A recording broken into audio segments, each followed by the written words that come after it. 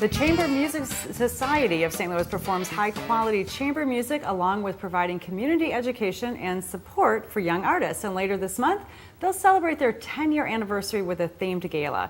Here with more is Executive and Artistic Director Marc Gordon. Welcome, Marc. Thank you, Sarah. Glad to be here. Yeah, glad to have you back here at STL TV on STL Live. So 10 years, 10 long years. It went fast. Busy years. It went fast.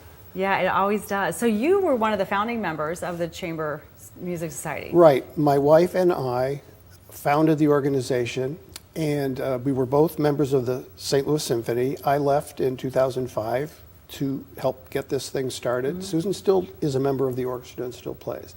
But the executive artistic director role does not allow much time for anything else now. Yeah. We don't have a huge staff, so. So you and Susan was it the two of you that came up with the idea for the Chamber Music Society? Yes, and we came up with it because after concerts for several years, we'd leave Powell Hall, come out the stage door, people would say, oh, we love the program, love the soloist, you had a nice solo, whatever. And the conversation would go to, I wish that there was traditional chamber music that we could go to hear. And after hearing that a number of times, we decided, well, let's do something about it. But we also wanted to do something that would maybe be more inviting to people who were not familiar with this kind of repertoire, and certainly younger audiences, because we all struggle in classical music with younger audiences. So we decided to go the route of doing it cabaret style. So our audiences in the Sheldon, we're not in the concert hall most of the time, we're in the ballroom, and that's upstairs on the 4th floor, and people sit at 4 top tables, and they can have a glass of wine or a soft drink and some light snacks during the concert. It's worked out well. They can turn their chairs, they can stretch, it's less formal, and the key word for us is fun. People have a good time. Right, so for all this whole past decade, then you've been performing upstairs at the Sheldon. Yes, we had 1 year in the Kransberg Arts Center, and the Sheldon took us out and said, what can we do to get you here? And the next year we were there. So Marc, why do you think you were hearing this message from St. Louisans over and over that we were lacking chamber music? What is the draw, do you feel, that the symphony orchestra wasn't providing? Well, first of all, most of our artists are symphony members, our colleagues from the symphony, so the quality is just superb. These are some of the best musicians in the world. The reason that they were looking for this difference is because Powell Hall seats 2,700 people, so it's not an intimate experience. It is an amazing experience. Chamber Music Society St. Louis, we're at 180 or 200 people in the ballroom. And that's a lot more intimate, and it's a lot more informal.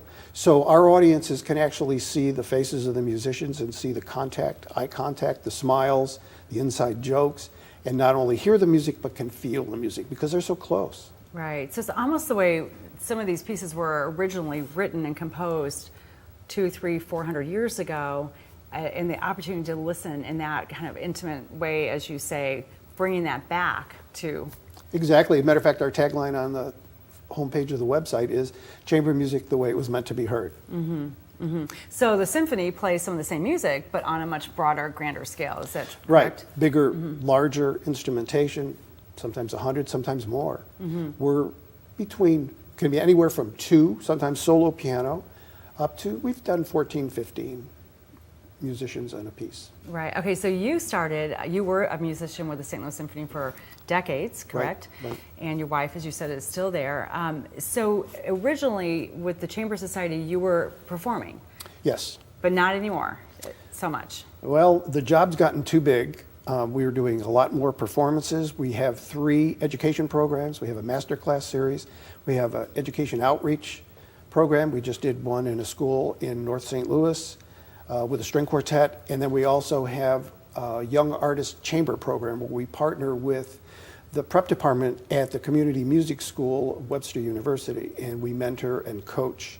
And that's been an amazing program. As a matter of fact, that will factor into our gala on the 21st, which I'll tell you about. Yeah, okay, so the gala is coming up, and we're going to take a break in just a moment and talk more about that in a few minutes after our break. But big 10-year anniversary, it's going to be a big event.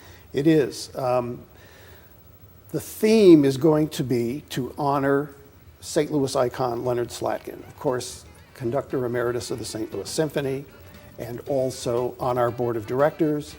And this has a symmetry about it because Leonard's grandfather settled in St. Louis. His father was born here and was a concertmaster of the St. Louis, assistant concertmaster of the St. Louis Symphony.